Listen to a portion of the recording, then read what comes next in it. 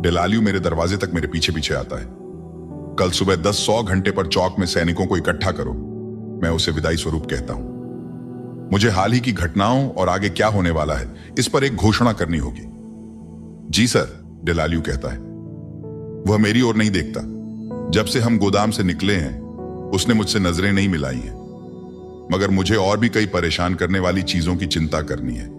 डेलालियो की मूर्खता को छोड़ भी दें तो भी मेरे पास अनगिनत काम हैं जिन्हें अभी निपटाना है।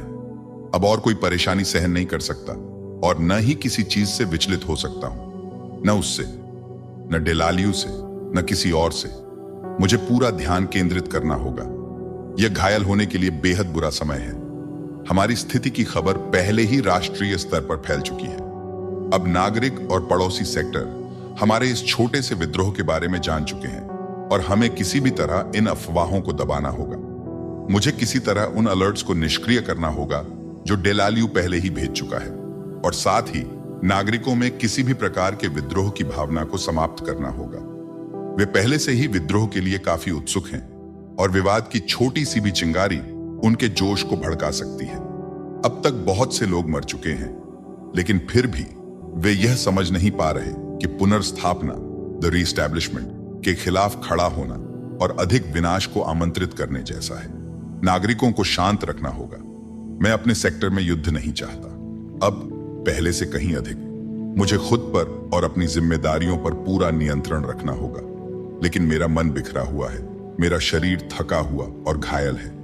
पूरे दिन मैं गिरने की कगार पर रहा हूं और मुझे नहीं पता कि अब क्या करना चाहिए। मुझे यह भी समझ नहीं आ रहा कि इसे कैसे ठीक किया जाए। ये कमजोरी मेरे लिए अजनबी है। सिर्फ 2 दिनों में एक लड़की ने मुझे पूरी तरह तोड़ दिया है। मैंने इन घिनौनी गोलियों की और भी ज्यादा खुराक ली है, लेकिन फिर भी मैं सुबह की तुलना में ज्यादा कमजोर महसूस कर रहा हूं। मैंने सोचा था कि मैं इस घायल कंधे के दर्द और असुविधा को नजरअंदाज कर सकता हूं, लेकिन यह तकलीफ कम होने का नाम ही नहीं ले रही। अब मैं पूरी तरह निर्भर हूं उन चीजों पर जो मुझे अगले कुछ हफ्तों की इस झुंझलाहट से निकाल सकें। दवाइयां, डॉक्टर और अनगिनत घंटे बिस्तर में सिर्फ एक चुंबन के लिए यह सब, यह लगभग असहनीय है। मैं बाकी दिन अपने दफ्तर में रहूंगा। मैं डेलालियो से कहता हूं मेरा खाना मेरे कमरे में भेज दिया जाए और मुझे तब तक परेशान न किया जाए जब तक कोई नई जानकारी न मिले। जी सर। बस लेफ्टिनेंट, इतना ही। जी सर। मुझे इस बात का एहसास भी नहीं होता कि मैं कितना बीमार महसूस कर रहा हूं जब तक कि मैं अपने बेडरूम का दरवाजा बंद नहीं कर लेता। मैं लड़खड़ाता हुआ बिस्तर तक पहुंचता हूं और खुद को गिरने से बचाने के लिए बिस्तर के फ्रेम को कसकर पकड़ लेता हूं। फिर से पसीना बह रहा है। मैंने बाहर जाने के लिए जो अतिरिक्त कोट पहना था उसे उतारने का फैसला करता हूं। मैं अपने घायल कंधे पर लापरवाही से डाली गई ब्लेजर झटके से उतारता हूं और बिस्तर पर पीछे की ओर गिर जाता हूं। अचानक ही ठंड लगने लगती है। मेरा अच्छा हाथ कांपता है जब मैं मेडिक कॉल बटन तक पहुंचने की कोशिश करता हूं। मुझे अपने कंधे की पट्टी बदलवानी होगी। मुझे कुछ अच्छा खाना भी चाहिए और सबसे ज्यादा मुझे असली नहाने की जरूरत है, जो फिलहाल नामुमकिन लगता है। कोई मेरे ऊपर खड़ा है। मैं कई बार पलकें झपकाता हूं, लेकिन सिर्फ एक धुंधला सा आकार ही देख पाता हूं। एक चेहरा बार बार ध्यान में आता और चला जाता है, जब तक कि मैं आखिरकार देखने की कोशिश छोड़ नहीं देता। मेरी आंखें बंद हो जाती हैं। सिर दर्द से फट रहा है। मेरी हड्डियों में से होकर दर्द मेरी गर्दन तक फैल रहा है। लाल, पीले और नीले रंग मेरी पलकों के पीछे आपस में घुल मिल रहे हैं। मैं अपने आसपास हो रही बातचीत के सिर्फ छोटे छोटे टुकड़े ही सुन पाता हूं। ऐसा लगता है कि इन्हें बुखार हो गया है। शायद इसे बेहोश करना पड़ेगा। इसने कितनी गोलियां ली हैं? वे मुझे मारने वाले हैं। मुझे यह एहसास होता है। यही सही मौका है। मैं कमजोर हूं, लड़ने में असमर्थ हूं और आखिरकार कोई मुझे मारने के लिए आ गया है। यही वह क्षण है। यह आ चुका है और किसी तरह मैं इसे स्वीकार नहीं कर पा रहा हूं। मैं आवाजों की तरफ झपटता हूं। मेरे गले से एक अजीब, अमानवीय सी आवाज निकलती है। कुछ कठोर चीज मेरे मुट्ठी से टकराती है और जमीन पर गिरकर टूट जाती है। हाथ मेरी दाएं बाजू को कसकर जकड़ लेते हैं और उसे वहीं जकड़ा रखते हैं। मेरे टखनों और कलाई पर कुछ कसकर बांधा जा रहा है। मैं इन नई बेड़ियों से खुद को छुड़ाने के लिए छटपटा रहा हूं। हवा में बेतहाशा लात मार रहा हूं। अंधकार मेरी आंखों पर, मेरे कानों पर, मेरे गले पर दबाव डाल रहा है। मैं सांस नहीं ले पा रहा, कुछ भी साफ नहीं सुन पा रहा। कुछ भी ठीक से देख नहीं पा रहा। यह घुटन इतनी भयानक है कि मैं लगभग यकीन कर लेता हूं कि मेरी मानसिक स्थिति अब पूरी तरह खत्म हो चुकी है। कुछ ठंडा और नुकीला मेरी बाजू में चुभता है। मुझे बस एक पल का एहसास होता है, फिर दर्द मुझे पूरी तरह अपने आगोश में ले लेता है। जूलियट, मैं फुसफुसाता हूं, तुम यहां क्या कर रही हो? मैं आधा तैयार हूं, अपने दिन की शुरुआत करने वाला हूं और इस समय कोई भी मेहमान नहीं आना चाहिए।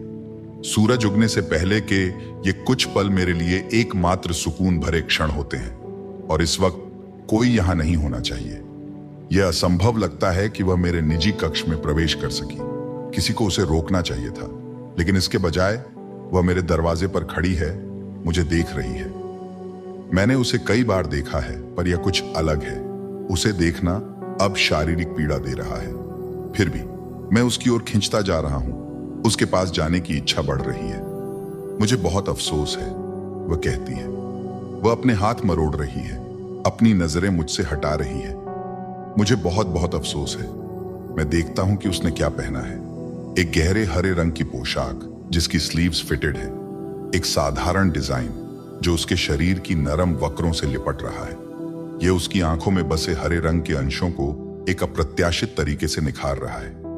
यह उन्हीं कपड़ों में से एक है जो मैंने उसके लिए चुने थे। मैंने सोचा था कि किसी जानवर की तरह कैद रहने के बाद उसे कुछ अच्छा पहनने का एहसास पसंद आएगा और मैं इसे शब्दों में नहीं ढाल सकता, लेकिन मुझे एक अजीब सा गर्व महसूस हो रहा है कि वह वही पहन रही है जो मैंने खुद चुना था। मुझे माफ करना, वह तीसरी बार कहती है। मुझे फिर से यह समझ नहीं आता कि वह यहां कैसे हो सकती है। मेरे शयन कक्ष में मुझे बिना शर्त के देख रही है। उसके बाल इतने लंबे हैं कि उसकी पीठ के बीच तक गिर रहे हैं। मुझे अपने हाथ कसकर बंद करने पड़ते हैं ताकि मैं उन्हें उसके बालों में फेरने की अनचाही इच्छा पर काबू रख सकूं।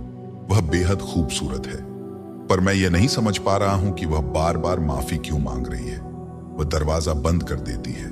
वह मेरी ओर बढ़ रही है। अब मेरा दिल तेज धड़क रहा है और यह सामान्य नहीं लग रहा। मैं इस तरह प्रतिक्रिया नहीं करता। मैं अपना नियंत्रण नहीं खोता।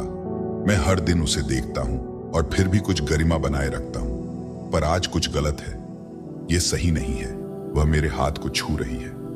वह अपनी उंगलियां मेरे कंधे के किनारे पर फेर रही है और उसकी त्वचा का हल्का सा स्पर्श मेरे अंदर चीखने की इच्छा जगा रहा है। दर्द असहनीय है, पर मैं कुछ कह नहीं सकता। मैं अपनी जगह जमे रहने को मजबूर हूं।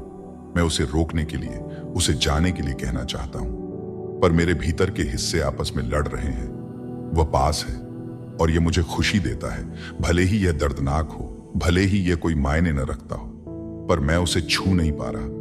मैं उसे वैसे नहीं पकड़ पा रहा जैसा मैंने हमेशा चाहा था। वह मुझे देखती है।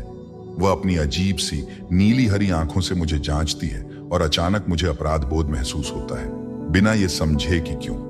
पर जिस तरह से वह मुझे देखती है, वह हमेशा मुझे नगण्य महसूस कराता है, जैसे केवल वही यह जानती हो कि मैं पूरी तरह अंदर से खोखला हूं। वह उन दरारों को ढूंढ चुकी है जो मैं हर दिन एक मुखौटे में छिपाने की कोशिश करता हूं, और यह मुझे डराता है। यह कि यह लड़की जानती है कि मुझे पूरी तरह तोड़ने का सही तरीका क्या होगा। वह अपना हाथ मेरे कॉलर बोन पर रखती है, फिर वह मेरे कंधे को कसकर पकड़ लेती है। अपनी उंगलियां मेरी त्वचा में धंसा देती है, जैसे मेरा हाथ उखाड़ने की कोशिश कर रही हो। दर्द इतना तेज है कि इस बार मैं वास्तव में चीख पड़ता हूं। मैं उसके सामने घुटनों के बल गिर जाता हूं और वह मेरे हाथ को मोड़ती है, उसे पीछे की ओर झटकती है, जब तक कि मैं अपना संयम बनाए रखने के लिए संघर्ष न करने लगूं। मैं खुद को दर्द में खोने से बचाने की कोशिश करता हूं। जूलियट, मैं हाँफते हुए कहता हूं, कृपया। वह अपने दूसरे हाथ से मेरे बालों को पीछे करता है, मेरा सिर पीछे खींचती है ताकि मैं उसकी आंखों में देखने को मजबूर हो जाऊं। फिर वह मेरे कान के पास झुकती है। उसके होंठ लगभग मेरे गाल को छू रहे हैं। क्या तुम मुझसे प्यार करते हो? वह फुसफुसाती है। क्या? मैं मुश्किल से सांस लेते हुए कहता हूं, तुम ये क्या कर रही हो? क्या तुम अभी भी मुझसे प्यार करते हो? वह फिर से पूछती है। अब उसकी उंगलियां मेरे चेहरे की आकृति, मेरे जबड़े की रेखा को हल्के से छू रही हैं। हां, मैं उससे कहता हूं, हां, मैं अब भी करता हूं। वह मुस्कुराती है। यह इतनी मीठी मासूम सी मुस्कान है कि मैं चौंक जाता हूं। जब वह मेरी बाह की पकड़ अचानक और मजबूत कर देती है। वह मेरे कंधे को इतनी जोर से मोड़ती है कि मुझे लगता है जैसे यह अपनी जगह से उखड़ रहा है। मेरी आंखों के आगे धब्बे तैरने लगते हैं जब वह कहती है, अब यह लगभग खत्म होने वाला है। क्या खत्म होने वाला है? मैं घबरा कर पूछता हूं, क्या खत्म होने वाला है? बस थोड़ा और समय, फिर मैं चली जाऊंगी। नहीं नहीं, मत जाओ। तुम कहां जा रही हो? तुम ठीक हो जाओगे, वह कहती है। मैं वादा करती हूं। नहीं, मैं हांफता हूं। नहीं। अचानक वह मुझे आगे खींचती है और मैं इतनी तेजी से जाग जाता हूं कि सांस भी नहीं ले पाता। मैं कई बार पलकें झपकाता हूं और महसूस करता हूं कि मैं आधी रात को जागा हूं। मेरे कमरे के कोनों से पूर्ण अंधकार मुझे घूर रहा है। मेरा सीना जोर जोर से ऊपर नीचे हो रहा है। मेरी बांह बंधी हुई है और तेज दर्द से धड़क रही है। तभी मुझे एहसास होता है कि मेरी दर्द निवारक दवा का असर अब खत्म हो चुका है। मेरे हाथ के नीचे एक छोटा रिमोट दबा हुआ है। मैं बटन दबाकर खुद को फिर से दवा की खुराक देता हूं। कुछ क्षणों में मेरी सांसें सामान्य होने लगती हैं। मेरे विचार धीरे धीरे घबराहट से पीछे हटने लगते हैं। जूलियट, मैं एक बुरे सपने को नियंत्रित नहीं कर सकता, पर जागते हुए मैं सिर्फ उसका नाम याद रखने की अनुमति देता हूं। साथ में आने वाला अपमान मुझे इससे ज्यादा कुछ और सोचने की इजाजत नहीं देता।